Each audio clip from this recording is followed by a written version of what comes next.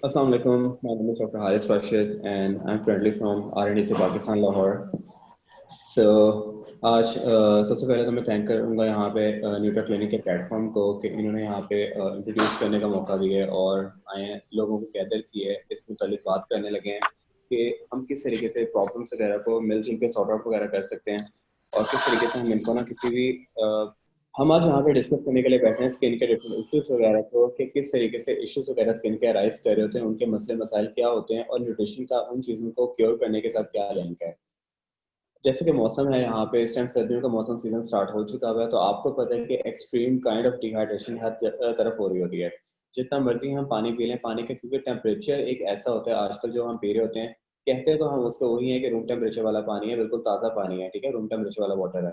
लेकिन असल में वो रूम टेम्परेचर का वाटर नहीं होता, वो अपने टेम्परेचर से काफ़ी हद तक डिग्री से कम होता है, ठीक है, उसका टेम्परेचर, जिसकी वजह से कि वो सर्दी के सीजन के अंदर हमारी बॉडी के अंदर रिटेंशन नहीं देता। जब पानी हमारी बॉडी के अंदर टिकता नहीं है, रिटेंशन नहीं होती उसकी, तो फिर क्या होता है कि हमारी बॉडी से वो कंटिन्यूसली रिमूव होता रहता है। जब पानी हमारी बॉडी से रिमूव होएगा तो हमारी बॉडी के अंदर जो है वो डिहाइड्रेशन वगैरह की कंडीशन आ जाएगी। जब डिहाइड्रेशन हमारी बॉडी के अंदर आना शुरू हो जाएगा तो सबसे पहले डिहाइड्रेशन इफेक्ट करेगा हमारे पास स्किन को, ठीक है। जो इलेक्ट्रोलाइट कंटेंट होता है और बॉडी का इलेक्ट्रोलाइट कंटेंट को इम्बैलेंस की तरफ लेके जाया जाता है सिर्फ और सिर्फ हमारे पास डिहाइड्रेशन के जरिए। जब हेयर पेपिलिया हमारे पास खराब, हम हेयर पेपिलिया को जब हम नोटिस कर रहे थे तो उसके अंदर हमारे पास एक आर्टरी गई हुई थी जो कि हेयर तक को नॉरिशमेंट प्रॉपर्ली प्रोवाइड कर रही होती है। अब स्किन को नॉरिश करने के लिए हमारे पास thousands of arteries all over the body हमारे पास स्कैटर होती हैं। अब वो अगर स्किन को प्रॉपर्ली तौर पे नॉरिश कर रही है, इसका मतलब स्किन हमारे पास फीडिंग बॉडी है, स्किन हमारे पास न्यूट्रिएंट्स वगैरह को इस्तेमाल कर रही है। स्किन न्यूट्रिएंट्स को अगर इस्तेमाल कर रही है तो उसने उनकी रिक्वायरमेंट को भी बॉडी में इंक्रीज करना है। जब स्किन ने बॉडी में न्यूट्रिएंट की रिक्वायरमेंट बढ़ा देनी है और हम लोगों को वो चीज खाने की क्रेविंग नहीं हो रही, इसका मतलब कि वो चीज हमें हमारी स्किन को नहीं मिल पा रही। क्योंकि जब कोई पीछे के बैक एंड के ऊपर अगर आपके पास कोई स्टॉक पड़ा होता है, स्टॉक खाली जब तक नहीं होगा तब तक आप न्यू स्टॉक को ऑर्डर नहीं करोगे। न्यू स्टॉक को ऑर्डर करने के लिए आपको क्या करना पड़ता है, आवाज उठानी पड़ती है, आपको फोन कॉल करना पड़ता है, आप उसको उस बंदे का नंबर देखना पड़ता है, आपको उस बंदे से बात करनी पड़ती है। अगर स्किन के पास वो तमाम चीजें जो उसको रिक्वायर है एक हेल्दी नॉर्मल ग्रोथ वगैरह के लिए, नॉर्मल फंक्शनिंग वगैरह के लिए, एक नॉर्मल अपनी मेंटेनेंस के लिए, एक नॉर्मल इलास्टिसिटी के लिए, तो वो कभी भी वो न्यू न्यूट्रिएंट्स वगैरह को ऑफर नहीं करेगी कि मुझे इन न्यू न्यूट्रिएंट्स की जरूरत है। स्किन ने जाहिर बात है कि आपके डायरेक्टली तो आपके स्टमक को तो कहना नहीं है, स्किन ने कहना है ब्रेन को। ब्रेन ने देखना है कि इन चीजों की नॉरिशमेंट की जो कमी है, यानी ये वाले जो न्यूट्रिएंट्स हैं स्पेसिफिक ये वाले कम मिल रहे हैं बॉडी को, तो ये वाले न्यूट्रिएंट्स की मुझे लोड है, तो इसके क्या करेगा, उसकी लोड को कंप्लीट करने के लिए वो जाएगा स्टमक के पास और स्टमक को मैसेज देगा कि उस रिलेटेड आइटम की क्रेविंग्स वगैरह बॉडी को जनरेट करवाओ। अगर वो क्रेविंग से भी वो वाली चीज हमारे पास नहीं आ सकती तो फिर क्या होगा कि हम लोगों के अंदर वो वाली चीज डेफिशिएंसी की तरफ जाती जाएगी और स्किन हमारी डैमेज से डैमेज होती जाएगी। अब यहाँ पे सिर्फ और सिर्फ स्किन डैमेज नहीं हो रही, यहाँ पे आपकी तमाम बॉडी की ऑर्गन्स जो कि उस नॉरिशमेंट के ऊपर पल रही हैं, वो सारी की सारी नॉरिशमेंट आपकी वेस्ट हो रही है क्योंकि आपकी बॉडी तक वो चीज पहुंच ही नहीं पा रही। और अगर आप उसको कंज्यूम ही नहीं कर रहे तो फिर तो सोने पे सुहागा है कि आपको वो मिल ही नहीं रही। अगर मिल रही है तो बॉडी तक नहीं जा पा रही और अगर बॉडी तक भी जा पा रही तो आगे वो प्रोसेस नहीं हो पा रही। ये तीन डिफरेंट हिंड्रेंस चैनल होते हैं हमारी बॉडी के जिनको हम लोगों को क्रॉस करना पड़ता है। आजकल सिर्फ हम क्या कह रहे होते हैं कि अच्छे साबुन से मुंह धो लो, गोरे हो जाओगे, अच्छी क्रीम लगा लो, गोरे हो जाओगे, ये काम कर लो ऐसे हो जाएगा, ये काम कर लो आपको जो स्किन के ऊपर एक्नी होती है ये खत्म हो जाएगी। डिफरेंट टोटके दे रहे हैं तो सारे अप्लाई करने वाले हैं, लेकिन एब्जॉर्ब करने वाली बात कोई नहीं करता, इंटरनल नॉरिशमेंट की बात कोई नहीं करता। अगर आप ऊपर से कोई चीज को लगाकर अपनी स्किन टोन फेयर करवा सकते हो, अगर कोई इंटरनल इश्यू को ट्रीट करवा सकते हो, तो मुझे ये बताओ कि जो डेली बेसिस के ऊपर आपके स्किन सेल्स वगैरह फेस के ऊपर से उतर रहे हैं, चेंज हो रहे हैं, तो आपको अपने अंदर चेंज क्यों नहीं नजर आता, दूसरे लोगों को आपके अंदर चेंज क्यों नहीं नजर आता? क्योंकि it's not just about the outside, it's not just about your looks कि आप दिखते कैसे हो, ठीक है। ये इंटरनल इश्यूज की वजह से राइज करती हैं चीजें कि आपको अंदर से कौन कौन से मसले मसाइल फेस हो रहे हैं, जिन मसले मसाइल को सॉर्ट आउट करना सिर्फ हम बाहर से नहीं कर सकते, उनके लिए हमें बॉडी के अंदर जाना पड़ेगा, अंदर से बॉडी को ट्रीट करना पड़ेगा, अंदर से बॉडी को नॉरिश करना पड़ेगा। जो स्किन को बूस्ट करने वाले, स्किन सेल्स को ग्रो करवाने वाली चीजें वो कौन सी हैं, वो हम लोगों को एंटर करवानी पड़ेंगी। हम लोगों को पता है कि स्किन सेल्स क्या किस चीज के बने हुए हैं, प्रोटीन के, तो हम प्रोटीन वगैरह का कंटेंट थोड़ा सा इंक्रीज करते हैं बॉडी के अंदर। हम प्रोटीन का कंटेंट इंक्रीज कर देते हैं लेकिन हम लोग वो करते हैं कि डायरेक्टली अमोनिया और नाइट्रोजन वेस्ट बॉडी के अंदर छोड़ना शुरू कर देते हैं। अगर आपको पता है कि आपकी स्किन डैमेज हो रही है, इसका मतलब कि आपका लीवर प्रॉपर्ली काम नहीं करा, आपका लीवर प्रॉपर्ली काम नहीं करा, वो नॉरिशमेंट वगैरह जो आ रही है उसके साथ साथ जो टॉक्सिन्स जनरेट हो रहे हैं वो टॉक्सिन्स को रिमूव नहीं करवा पा रहा। एक यहाँ पे मैं बात करता जाऊंगा एक्सक्रीटोफोर की। हर बंदे को तकरीबन यहाँ पे पता होगा कि एक्सक्रीटोफोर किसको कहते हैं। एनीवन आप नीचे कमेंट के अंदर बता सकते हो मुझे, what is basically an excretophore. Excretophore basically ऐसी एक्सक्रीटरी ऑर्गन्स को कहते हैं जो कि ट्रीज के अंदर पाई जाती हैं। ट्रीज के अंदर अगर हम एक्सक्रीटोफोर की बात करते हैं तो वो दो चीजें होती हैं। कौन कौन सी? स्किन के अंदर दो चीजें होती हैं, सॉरी ट्रीज के अंदर दो चीजें होती हैं। क्या? एक उसके लीफ और एक उसका स्टेम। आपने देखा होगा जब वो दरख्त बड़ा होना शुरू होता है, जब वो पौधे से दरख्त बन रहा होता है, तो उसका जो स्टेम होता है वो ग्रीन कलर का बिल्कुल प्लेन सा ऐसा होता है जैसे एक बच्चे की न्यू बॉर्न स्किन होती है। कभी कंपेयर करना है इन दोनों चीजों को। एक जो सैपलिंग होती है वो बिल्कुल उसके जैसी होती है जैसे कि न्यूबॉर्न बच्चे की स्किन होती है। और जैसे ही वो ग्रो करती जाती है उसके ऊपर रिजिडिटी आती रहती है, वो सख्त होता जाता है। वो जो उसके ग्रीन स्टेम होता है, वो जो उसके ग्रीन होता है उसका स्टेम, वो किस में कन्वर्ट हो रहा होता है? वो साथ ही कन्वर्ट होना शुरू हो जाता है हार्ड बॉडी स्ट्रक्चर के अंदर। और हार्ड बॉडी स्ट्रक्चर के अंदर भी क्या होता है कि जब वो एक ट्री काफी पुराना होना शुरू हो जाता है या फिर अच्छा खासा एजेड होना शुरू हो जाता है, तो उसके अंदर क्या होता है? रिंकलिंग आना शुरू हो जाती है, उसके ऊपर पैचेस पड़ना शुरू हो जाते हैं उसकी स्किन के ऊपर। उसकी स्किन क्या होगी? जो उसका ट्री ट्रंक होगा, उस ट्री ट्रंक के अंदर जो टूट रहा होता है, बीच में लाइंस आई हुई होती हैं, बहुत ज्यादा सख्त होता है, बहुत ज्यादा खराब होता है। वो किस वजह से होता है? बेसिकली क्योंकि उसके अंदर जितने भी उसके मेटाबॉलिक वेस्ट हैं वो शामिल हो रहे होते हैं। और मेटाबॉलिक वेस्ट जो प्लांट यानी कि एक्सक्रीट करवा रहा था, वो अपने वो एक्सक्रीट चैनल प्लांट का क्या है? बेसिकली उसके एक्सक्रीटोफोर्स का एक्सक्रीटरी चैनल है। Exactly exactly। अब उसका जो वेस्ट मटेरियल का उसका जो ट्रीट चैनल है प्लांट का, वो कौन सा होता है? उसका स्ट्रीटोफोर का। वो पत्तों के अंदर अपने वेस्ट मटेरियल को जमा करता है, अपनी स्किन के अंदर यानी कि अपने जो दरख्त का तना होता है उसके अंदर जमा करता है। अब वो दरख्त का तना खराब होकर खत्म हो जाता है, और जो वो दूसरा वाला होता है, इसके जो पत्ते होते हैं वो हर ऑटम के जो सीजन आता है उसके अंदर शेड हो जाते हैं। इसका मतलब जो प्लांट होता है, अच्छा, इसका मतलब कि जो प्लांट होता है वो क्या कह रहा होता है? वो अपने सारी के सारी चीजों को एक्सट्रीटोफोर में जमा कर लेता है। इसी तरीके से जो इंसान की बॉडी होती है वो तमाम जो वेस्ट मटेरियल और मेटाबॉलिक पार्टिकल्स होते हैं, मेटाबॉलिक वेस्ट होते हैं, नाइट्रोजनस वेस्ट होते हैं, नाइट्रोजनस कंपोनेंट्स होते हैं, उनको कहाँ पे जमा करना शुरू कर देती है? आपकी स्किन के ऊपर। जब आपकी स्किन के अंदर डिफरेंट चीजों की एक्यूमुलेशन होना स्टार्ट हो चुकी होती है, तो फिर आपकी स्किन क्या होती है? डैमेज होने की तरफ आती है। आपकी स्किन लेयर फॉर्म करती है। आपने देखा होगा कि जितना छोटा बच्चा होता है उसकी स्किन उतनी बारीक होती है, जितना बड़ा इंसान होता है, जितना बुजुर्ग बंदा होता है, उसकी स्किन उतनी ज्यादा मोटी होती जाती है। जब ये फॉर एग्जांपल यहाँ पे एक फाइन लाइन पड़ी हुई है, ठीक है, हाथ से मैं मिसाल बताऊंगा, देखिए मेरी स्किन है, ठीक, ये आपको नजर आ रहा होगा। ये एक फाइन लाइन पड़ी हुई है, जो ये निशान है ना ये वाला, इसको मैं कहता हूँ फाइन लाइन स्किन के ऊपर। जब हम यंग हैं तो इस फाइन लाइन को हाइड करने के लिए हमारे पास इरेक्टेड स्किन पड़ी हुई है। लेकिन जैसे ही हम लोग अपनी एज की तरफ यहाँ पे एज प्रोलॉन्ग होती जाती है, तो ये देखो फिंगर्स नीचे आ रही है, तो स्किन यहाँ पे झुकना शुरू हो गई है। स्किन झुकना शुरू हो गई तो ये वाली स्किन क्या होगी? मोटी होना शुरू हो गई है। जब ये वाली स्किन मोटी होना शुरू हो चुकी है तो ये जो फाइन लाइन है, now it has become a wrinkle. अब ये फाइन लाइन नहीं रही है, फाइन लाइन रिंकल बन चुका हुआ है। रिंकल को रिवर्स करना नियरली इम्पॉसिबल होता है, फाइन लाइन को रिवर्स करना फिर भी हम हमारे बस में होता है। जब स्किन फूलना शुरू हो जाएगी तो ये जो फाइन लाइन है ये रिंकल की शेप इख्तियार कर लेंगे। हम लोगों को पता है कि हमारे हाथ की स्किन के ऊपर जितने भी निशान है वो सारे के सारों का कोई ना कोई फायदा होता है। फॉर एग्जाम्पल ये तीन उंगली, ये उंगलियों के बीच में जो दो स्पॉट्स हैं, दो लाइंस हैं, ये किस लिए यूज होती हैं? ये हाथों की लकीर नहीं होती कि इनको पड़ गया फाल निकालना शुरू कर दो।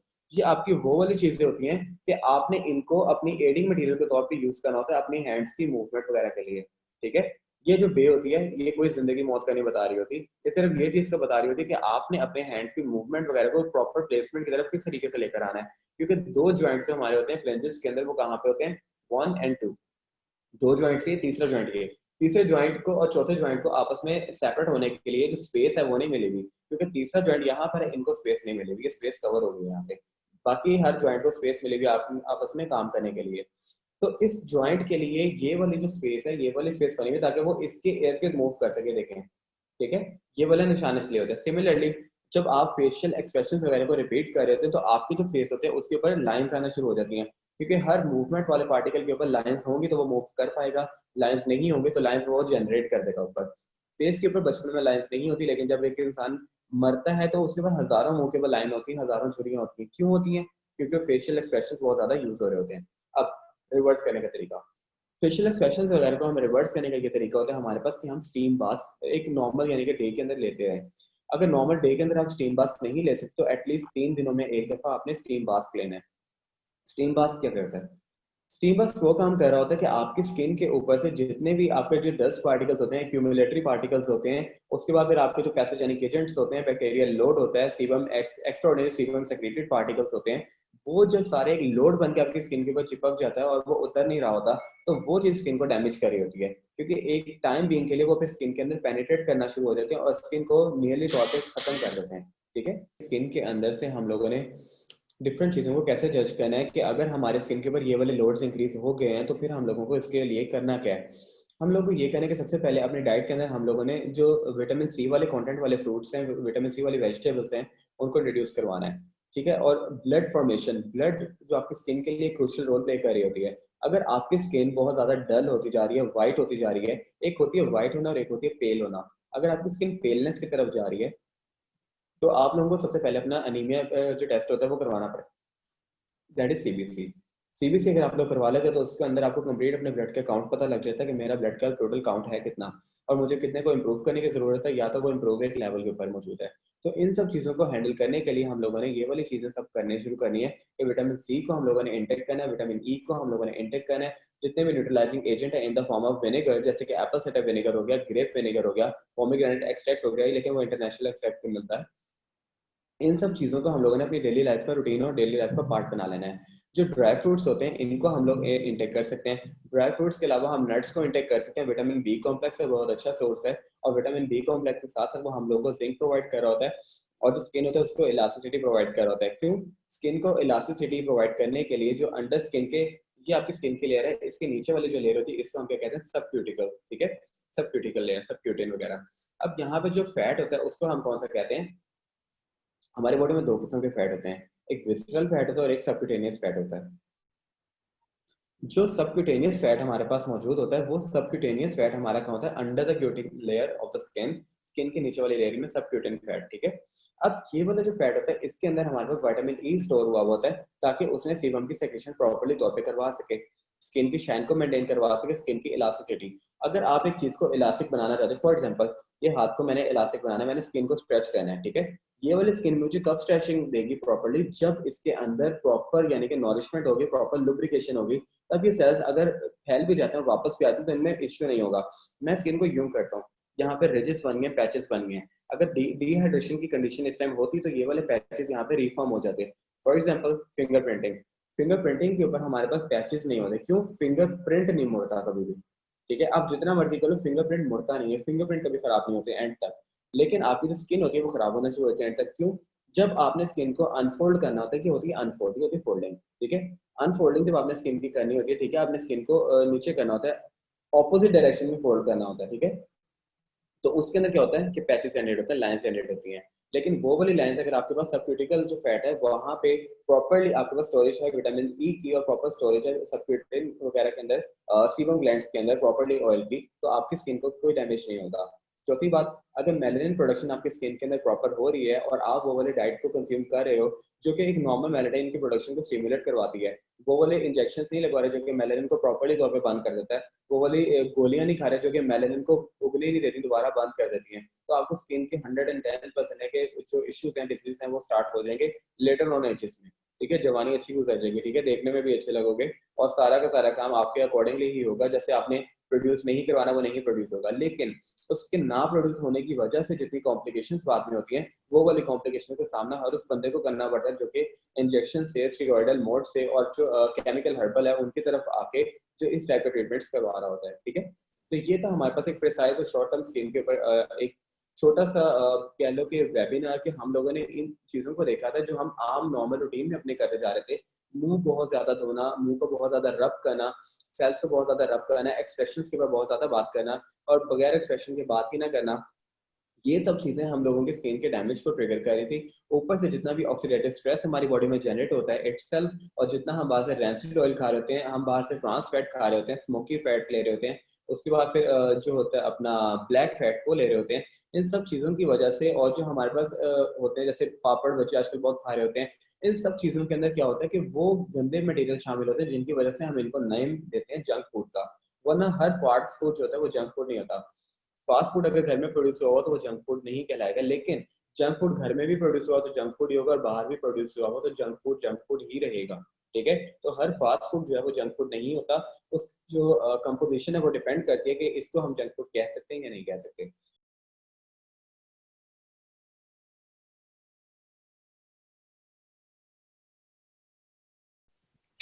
सर मुझे ये पूछना था कि अगर पहले से किसी ने कोई ट्रीटमेंट लिया हो, जैसे आप कह रहे थे कि वो ट्रीटमेंट लेने से या कोई भी आप केमिकल अप्लाई करते हैं स्किन पे, जैसे आप वो बता रहे थे कोई क्रीम अप्लाई करते हैं तो उससे अगर स्किन खराब हो गई है, तो अगर वो कुछ अप्लाई करना छोड़ दे जो मेलानिन को लेस ना करे, तो फिर ये सही हो सकती है? मतलब ये तो नहीं है कि फिर अच्छी डाइट लेने से भी कोई फर्क ही ना पड़े?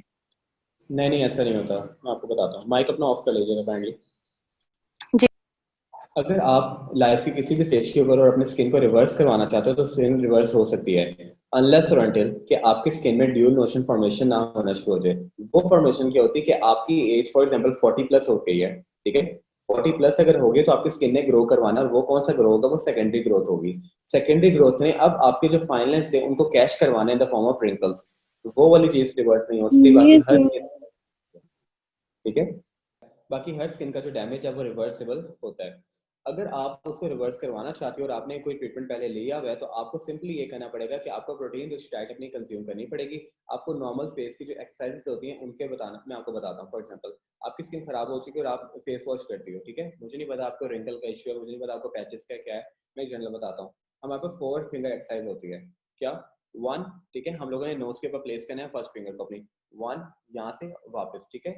स्टार्ट हम लोगों ने नोज के ऊपर फिंगर रखने के बाद ऊपर, और यहाँ से आईब्रो, ये जो हमारे आईलिड्स है ना, इनके ऊपर से फेरनी है। 1, ये मैं आपको फेस वॉश करने के तरीके बता रहा हूँ कि आपने किस तरीके से आके इसको लेकर आना है। ये देखें 1, ठीक है। उसके बाद आ जाएगी दूसरी उंगली 2, ये हो जाएगी नोज के लिए, ठीक है। उसके बाद आ जाएगी 3 हो जाएगी फोरहेड के लिए, ठीक है। हम लोगों ने ऑपोजिट डायरेक्शन में, अवे फ्रॉम द नोज, ठीक है, हमेशा मसाज फेस पे कैसे होता है, अवे फ्रॉम द नोज, यूं, ये, ठीक है। और फिर आ जाएगी फोर्थ फिंगर जो हम लोगों को यहाँ पे ज्वाइन करेगी, ठीक है, ये, और नीचे की तरफ। ये तरीका अगर आप फेस वॉश करने का लगाएंगे और उसके बाद अगर आप क्रीम अप्लाई करने का, मसाज करवाने का यही वाला मेथड लेंगे तो कभी स्किन के ऊपर पैच या रिंकल या फिर झुर्री नहीं पड़ेगी। क्यों? ऑपोजिट डायरेक्शन में अगर आप स्किन को खींचते, फॉर एग्जाम्पल ये देखो, स्किन को मैंने ऑपोजिट डायरेक्शन में खींचा तो ये क्या होगी, प्लेन होगी। और अगर मैं स्किन को टुवर्ड्स इट्स सेल्फ खींचूंगा तो ये क्या होगी, देखो, ठीक है, रिंकल दे रही है। रिंकल अभी तो रिंकल दे रही है, लेकिन इस टाइम पे क्या देगी, ये फाइन लाइन दे देगी। फाइन लाइन रिवर्सिबल हो सकते हैं। हम लोगों को सिर्फ अपनी नॉर्मल एक्सरसाइजेस वगैरह स्टार्ट करनी है और नॉर्मल थोड़ी सी चीज़ों को अंडरस्टैंड करना है कि हम गलती कर कहाँ पे रहे हैं। पहले वाले लोगों की स्किन इतनी खराब नहीं होती थी जितनी आजकल 20 से 25 साल के बंदे की खराब होती जाती है। वो क्यों होती? क्योंकि हम लोगों को नहीं पता होता कि स्किन को हैंडल कैसे करना है। इसके अलावा कोई और क्वेश्चन? सर कोई फ्रैकल के लिए भी ट्रीटमेंट, मतलब डाइट ही बता दें, ट्रीटमेंट तो उसके लिए लिया था तो वो ज्यादा ही हुई है। सर में ठीक फ्रैकल हो का गया। इशू है। ओके, फ्रैकल्स के लिए सबसे पहली बात ये होती है कि अपनी स्किन को क्लीन रखना होता है हर टाइम पे, ठीक है। क्लीन क्यों रखते हो? देखो, फ्रैकल किस वजह से होता है, आपको बैक्टीरियल लोड की वजह से। बैक्टीरिया जब आपकी स्किन के ऊपर आकर रिजाइड करते हैं तो उसने सीबम को प्रोड्यूस करवाना है। जब सीबम प्रोड्यूस होता है, आपको पता है कि ऑयल, अगर ऑयल किसी गर्म ऑयल स्किन के ऊपर किसी जगह पे चलाते तो क्या होती है, एकदम से ओवर मेलानिन प्रोडक्शन होती है और वो जगह काली सर होना शुरू हो आपकी जाती है। आवाज कट रही है, आवाज नहीं आ रही। मैं रिपीट करता हूँ, मैंने ये किया कि आपको पता है कि जैसे कि एक ऑयल का ड्रॉप, जो आप किसी चीज को फ्राई कर रहे हो, ऑयल का ड्रॉप अगर आपकी स्किन के ऊपर पड़ता है तो क्या होती है, ओवर मेलेनिन प्रोडक्शन हो जाती है, वो जगह ब्लैक होना शुरू हो जाती है, टैनिंग हो जाती है वहां पे। Similar is with the skin, जितनी ऑयली स्किन होती है उतनी ही ज्यादा उसमें मेलेनिन प्रोडक्शन होगी, जितनी ही वो ड्राई स्किन होती है उतनी कम मेलेनिन प्रोडक्शन होगी। ये नेचुरल फिनोमेना है। अब ऑयली स्किन, आपकी स्किन के अंदर से जितना ज्यादा उसके अंदर बैक्टीरियल लोड और आपके जो डर्ट पार्टिकल, डस्ट पार्टिकल जितने भी, यानी कि गंदगी स्किन के ऊपर अगर जमती रहेगी तो वो अंदर से क्या होता है, सीबम प्रोड्यूस होता रहेगा। जब सीबम कंटिन्यूसली प्रोड्यूस होता रहेगा तो बाहर बैक्टीरियल लोड बढ़ना शुरू हो जाएगा। वो वाला नहीं, डेब्रिस का लोड। डेब्रिस क्या होती है कि बैक्टीरिया अगर यानी कि आके स्किन के ऊपर रिजाइड करता है, सीबम उसको लगता है और वो मर जाता है वहां पे, तो जो बैक्टीरियल लोड है वो बढ़ना शुरू हो जाएगा डेब्रिस का।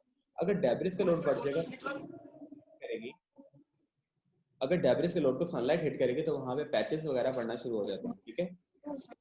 कि सीबम जो होता है वो बैक्टीरियल लोड को हटाने के लिए होता है, ठीक है। बैक्टीरियल लोड अगर आपकी स्किन का कम हो रहा होता है तो वो किस हिसाब से कम हो रहा है, तो वो डेब्रिस ज्यादा कर रहा होता है। बैक्टीरियल लोड हम उस लोड को कहते हैं जो कि लाइव बैक्टीरिया हमारी स्किन के ऊपर आकर रिजाइड करते हैं और अंदर घुसने की कोशिश कर रहे होते हैं पेनिट्रेबल पार्टिकल बनने के लिए। लेकिन हमारे स्किन के ऊपर ये सेंसिटिविटी होती है कि वो सीबम को उस जगह के ऊपर प्रोड्यूस कर देती है जिस जगह के ऊपर उसको लगता है कि ज्यादा इन्फेक्शन के चांसेस हो रहे हैं। तो अब सीबम के साथ जब बैक्टीरिया मिल जाता है तो वो क्या करता है, वहां पे डेब्रिस फॉर्म होते हैं, बैक्टीरिया की डेड बॉडी वहां पे पड़ी हुई होती है। अब वो डेड बॉडी को और सीबम वगैरह को इस वजह से हमारे पास जब ज्यादा पसीना आता है तो स्मेल होती है। ज्यादा पसीने में स्मेल किस लिए होती है? क्योंकि वो डेब्रिस की स्मेल होती है, वो उस इंसान की स्मेल नहीं होती। उसकी स्किन ऐसी है, उसका ब्लड ऐसा है कि वो पैथोजेंस को अपनी तरफ अट्रैक्ट करता है। जैसे कि अगर आप बात करते हैं कि मीठे खून की, तो मीठे खून वाले जितने भी लोग होते हैं उसकी स्किन के ऊपर हमेशा पैचेस होंगे। मीठे खून को हम लोगों ने क्या करना होता है, उसको नॉर्मल सेलाइन खून के अंदर कन्वर्ट करना होता है। वो कैसे कन्वर्ट होता है, उसके लिए आपको सल्फर कंटेनिंग पार्टिकल्स को इनगल्फ करना पड़ेगा। ऑनियन, ऑनियन अगर ज्यादा खाना शुरू कर दें, नीम ज्यादा खाना शुरू कर दें, उसके बाद फिर आप करेला ज्यादा, बिटर गार्ड ज्यादा खाना शुरू कर दें, स्किन लाइफ के अंदर कभी खराब नहीं होगी। ठीक है, तो ये वाले जो कुछ प्रोडक्ट्स हैं, इनमें क्या सर चीज पाई जाती है? एक्चुअली सर मेरे हेयर में बहुत बहुत ज़्यादा डेंड्रफ है। Like I I have heard from someone कि मुझे शायद एक्जिमा है या कोई इस टाइप की बीमारी हो चुकी है, जिसकी वजह से मेरी आई लैशेस पे भी बहुत ज़्यादा डेंड्रफ, और सर मेरा बिल्कुल मतलब अब बाल कम है और डेंड्रफ ज़्यादा है। एक्चुअली मैं प्रोडक्ट्स भी यूज़ करती हूँ, लाइक कलर्स वगैरह, और मेरे स्ट्रीक्स वगैरह के लिए भी, हाईलाइट्स के लिए भी हुआ हुआ है मेरा, कट डाउन्स वगैरह। तो शायद मुझे ऐसा लगा कि मैंने कोई शैम्पू ऐसा यूज कर लिया है जिसकी वजह से इतनी शदीद डेंड्रफ है कि स्कैल्प भर चुका है बिल्कुल। और तो इसके लिए आप कोई काइंडली कोई मुझे सीरम या कुछ ऐसा अगर गाइड कर सकें तो। देखिए, डैंड्रफ बेसिकली जो होती है ना, वो बाल की गलती की वजह से नहीं हो रही होती। डैंड्रफ आपके पास होती है स्किन की गलती की वजह से, या फिर आपके पास फॉलिकल की गलती की वजह से। अगर फॉलिकल आपका खराब प्लेस हुआ है, इसका मतलब आपका हेयर फॉल नहीं होगा, आपका हेयर ड्रॉप होगा। उस बंदे को हेयर फॉल कभी भी नहीं हो सकता जिसके पास फॉलिकल डिस्टर्बेंस आ रहा होता है। फॉलिकल डिस्टर्बेंस होता है कि अगर आपने कंघी कर रहे हैं आप, तो आपका पूरा का पूरा बाल आपके हाथ में आना चाहिए, including the follicle, including the white portion at the end. ठीक है, अगर white portion at the end आपके बालों के साथ नहीं आ रहा, तो इसका मतलब आपको हेयर ड्रॉप नहीं है, आपको हेयर फॉल है। ठीक है, and there is a far difference between a hair fall and a hair drop. ठीक है, प्रोसेस की मैं बात कर रहा हूं। अब यहाँ पे हेयर फॉल नहीं है, आपको हेयर ड्रॉप है, क्योंकि आपने बताया कि आपको कुछ लोगों ने ये जज किया, फिर आपने इसको नोटिस किया है, एग्जामिन किया कि आपको एक्जिमा हो सकता है। अब देखें, अगर आपके बाल पूरे, आपने ये खुद ही घर पे ट्राई कर लेना, आपको आइडिया हो जाएगा। अगर बाल प्रॉपर आपने खींच के देखना है, ऐसे नहीं जोर लगा के, आपने बाल को लेना है, उसके ऊपर लोड लगाना है। ठीक है, कि कितने लोड के बाद बाल आता है। एक नॉर्मल इतना लोड बर्दाश्त कर लेता है जितना एक हेयर ब्रश अपने बालों को कंघी करते वक्त लेता है, तो इट्स ओके।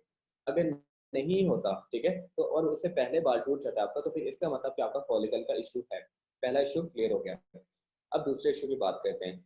फॉलिकल का इशू है, तो फॉलिकल का जो पेपिली है वो प्रॉपर एडिक्वेसी के अंदर, वो जो होता है ना, बाल को ब्लड सप्लाई, न्यूट्रिएंट सप्लाई वगैरह नहीं कर पा रहा।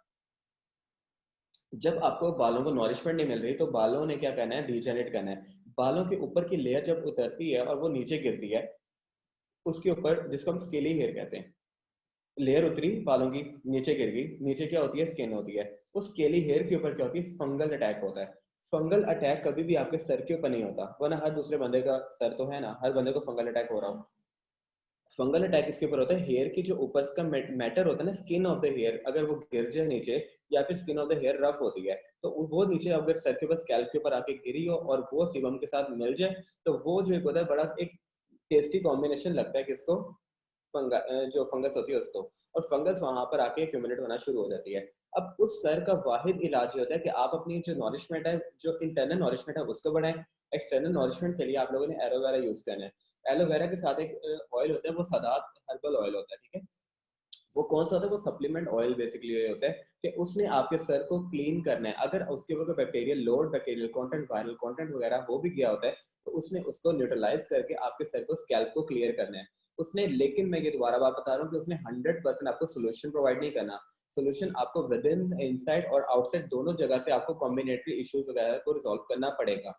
ये नहीं कि आप अपने सिर्फ डाइट इंप्रूव कर लो तो आपका ये जो डैंड्रफ वाला इशू है सही हो जाएगा, नहीं होगा। अगर आप अपना सिर्फ डैंड्रफ वाला इशू कर लो, डाइट खराब रखो, नहीं होगा। ठीक है, दोनों इश्यूज को आपको साइड बाय साइड लेकर चलना पड़ेगा। अंडा और दही इसके लिए इफेक्टिव हम लोग सोचते हैं कि बहुत ज्यादा होगा, लेकिन अकेला अंडा इसके लिए इफेक्टिव है। दही के साथ मिला दोगे तो वो दोबारा न्यूट्रलाइज पार्टिकल बनने के बाद सर के ऊपर लगेगा, बाल तो अच्छे कर लेगा, लेकिन हेयर फॉल जो आपका हेयर ड्रॉप है और दूसरे नंबर पे था जो डैंड्रफ है, इसको नहीं रोकेगा। क्लियर होगी आपको बात? Alright, thank you. Most welcome. अस्सलाम वालेकुम सर। वालेकुम अस्सलाम। Sir I have two questions. First is that sir पहले आप प्यूबर्टी एक्नी और एडल्ट एक्नी का बता दें, और सेकंड क्वेश्चन इज दैट के मैंने पर्सनली खुद डॉक्टर को दिखाया अपनी एक्नी का, तो उन्होंने मुझे एंटीबायोटिक दी फॉर 2 मंथ्स। तो सर ये सही है फॉर स्किन? एंटीबायोटिक हम ले रहे हैं 2 मंथ्स के लिए, तो आप इस पर थोड़े में बता दें। ओके, सबसे पहली बात कि स्किन के ऊपर अगर आपको इश्यू हो चुका है एक्ने रिलेटेड, तो वो एक्ने बैक्टीरिया से होता है, ये 100% है। एंटीबायोटिक से सही होगा 100%, बात उन्होंने सही की है। क्योंकि मैंने पहले भी बताया था कि जो आपका एक्ने बैक्टीरिया होता है ये स्किन के ऊपर से जरूर आता है, लेकिन स्किन के अंदर पेनिट्रेट कर जाता है। अगर आपकी प्यूबर्टी की एक्ने है तो वो स्किन के अंदर लेट पेनिट्रेट करेगा, अर्ली वो जो है उसके अंदर स्किन के अंदर ज्यादा पेनिट्रेट करेगा। इसकी वजह क्या होती है?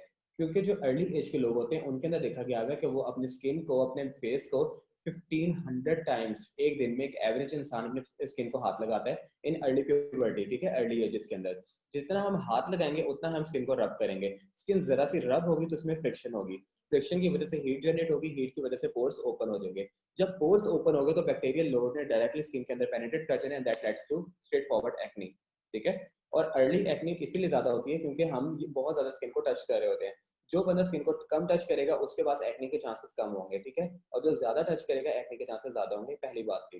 दूसरी बात आपने पूछा था कि डॉक्टर ने मुझे ये दिया हुआ कि मैंने एंटीबायोटिक्स वगैरह कंज्यूम करनी है एक्ने के लिए, ये बात सही है, लेकिन 2 महीने के लिए आपने कभी भी यूज नहीं करनी। 1 महीने तक आप यूज करें क्योंकि इसका जो टाइम होता है टोटल एक एंटीबायोटिक का 3 to 7 डेज नॉर्मली होता है, ठीक है। आपको एक कोर्स लाइन पूरी करनी होती है depending about the specific antibiotic.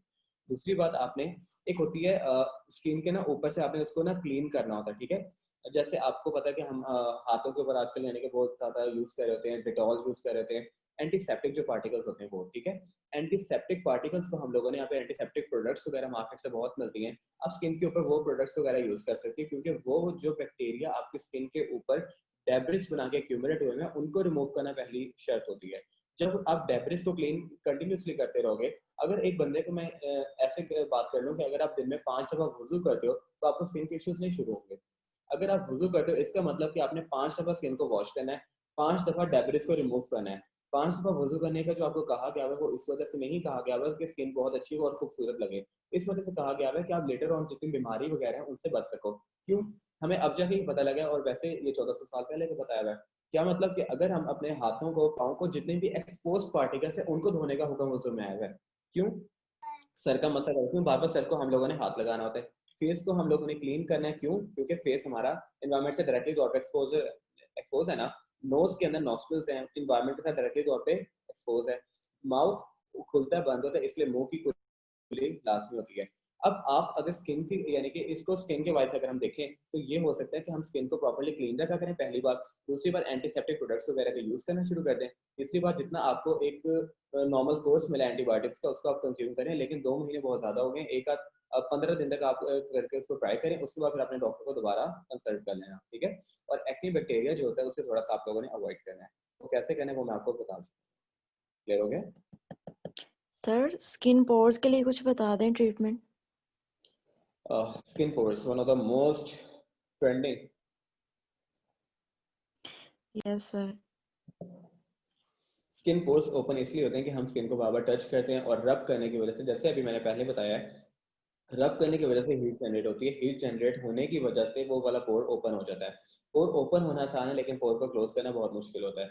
इसके लिए क्या होता है कि हम लोगों ने एक दफा स्टीम बाथ का, आई थिंक मैंने यहाँ पे इस वेबिनार में पहले भी जिक्र किया है, स्टीम बाथ हम लोगों ने लेना, जितने भी हमारे स्किन के पोर्स हैं वो ओपन हो जाएंगे फॉर द टाइम बिंग। जब हमारे फॉर द टाइम बिंग वो वाले पोर्स ओपन हो जाएंगे, तमाम पोर्स को हम लोगों ने क्लींस करना है, ठीक है, बाय जनरल मसाजिंग, ठीक है। जनरल मसाजिंग से हम लोगों ने पोर्स को ओपन करवाना है और वो सारे के सारे इंप्योरिटीज वगैरह को रिमूव करवाना है स्किन से। उसके बाद जब हम लोगों ने वो मसाज वगैरह कर लिया, और उसके बाद हम लोगों ने टिश्यू वगैरह अप्लाई करके स्किन के ऊपर उसको छोड़ देना थोड़ी देर के लिए, ताकि वो अपने नॉर्मल रूम टेम्परेचर के ऊपर आ सके। नॉर्मल रूम टेम्परेचर के ऊपर आने के बाद एक ताज़ा पानी लेने के बाद उससे आपने फेस को हल्का हल्का सा वॉश करना है। उसके बाद आपने क्या करना है, जब आपका फेस एक बिल्कुल एक एवरेज टेम्परेचर के ऊपर आ जाए तो आपने उसको देना है आइस ट्रीटमेंट। आइस ट्रीटमेंट के जरिए क्या होगा कि आपके पोर्स कॉन्ट्रैक्ट हो जाएंगे, पोर्स बंद होना शुरू हो जाएंगे, हीट ट्रीटमेंट के साथ पोर्स एक्सपेंड हो जाते हैं, खुल जाते हैं, और जब पोर्स खुल जाते हैं तो उसके बाद फिर आपको फिर जो ब्लैक हेड्स हैं, वाइट हेड्स हैं, और उसके बाद फिर आपको जो इम्प्योरिटीज बॉडी के अंदर चली जाती हैं और स्किन के जो पोर्स हैं वो ओपन होना शुरू हो जाते हैं, बहुत ज़्यादा ऑयली हो जाती है स्किन, ये सारे मसले वहीं से ही जनरेट करते हैं। ठीक है। एक्सक्यूज मी सर, मेरा भी एक क्वेश्चन है। आपने कहा कि डैंड्रफ को रिमूव करने के लिए एक्सटर्नल और इंटरनल नरिशमेंट दोनों की जरूरत होती है, तो इंटरनल नरिशमेंट के अंदर हमें कौन कौन से न्यूट्रिशनल एलिमेंट्स चाहिए, और दूसरी बात ये कि जंक फूड और फास्ट फूड में फ़र्क क्या है, और किस टर्म्स पे हम जंक फूड को और फास्ट फूड को डिफ्रेंशिएट करते हैं कि आया ये जंक फूड है और ये फास्ट फूड है। ओके, ये वाला हम लास्ट क्वेश्चन लेते हैं, इसके बाद फिर हम क्लोजिंग करते अस्सलाम हैं। वालेकुम सर। वालेकुम अस्सलाम। सर मेरा भी एक क्वेश्चन था कि अगर आपने बताया कि अगर एक हमारा एक सिस्टम है उसके अंदर अगर हम सारे न्यूट्रिएंट्स ले भी रहे हैं लेकिन वो एब्जॉर्ब नहीं हो रहे तो भी हमें मतलब उसका फायदा नहीं है, तो हम उस पेशेंट को किस तरह डील करेंगे कि जिसके न्यूट्रिएंट्स एब्जॉर्ब नहीं हो रहे, मतलब उसमें ये मैकेनिज्म नहीं चल रहा सही से, बाय द उसके प्रोसेस लिए of chelation, by the process of chelation, chelation करेंगे बॉडी की, उसको क्लीन करेंगे। ठीक है, तो सर चिलेशन प्रोसेस। इससे उसका सिस्टम ठीक हो जाएगा?